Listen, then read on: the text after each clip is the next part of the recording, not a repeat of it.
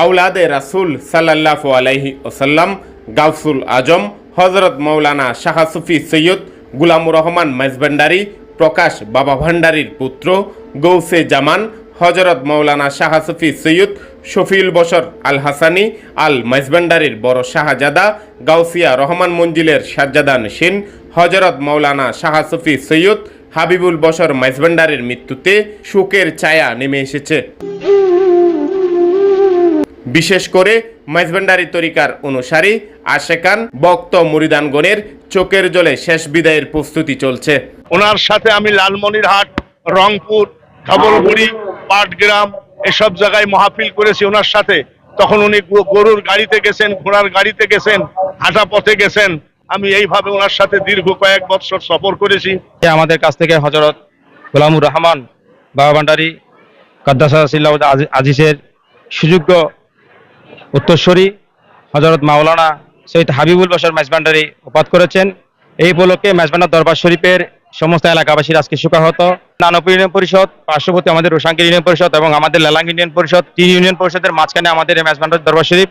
আমরা 3 ইউনিয়ন পরিষদের পক্ষ থেকে এই জানাজার নামাজ সম্পূর্ণ এবং সুন্দরভাবে সমাপ্তি হওয়ার জন্য আমাদের প্রয়োজনীয় সমস্ত উদ্যোগ আমরা গ্রহণ করেছি।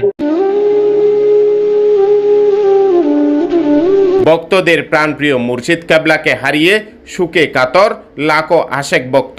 দেশের বিভিন্ন প্রান্ত থেকে আসা লাখো ভক্তের দল নেমেছে ফটিকছড়ির মেজভান্ডার দরবার শরীফে। 52 বছর ধরে আমি মেজভান্ডার শরীফে আসি। দয়াল শফি বাবার হাতে বায়াত গ্রহণ করেছি। দয়াল শফি বাবা হাবিব বাবার হাতে তুলে দিয়ে গেছে আমাদেরকে। আমার বাড়ি মুন্সিগঞ্জ জেলা শাহেদিখান থানা বিক্রমপুর তালতলা। আমার নাম শফি ভান্ডারী।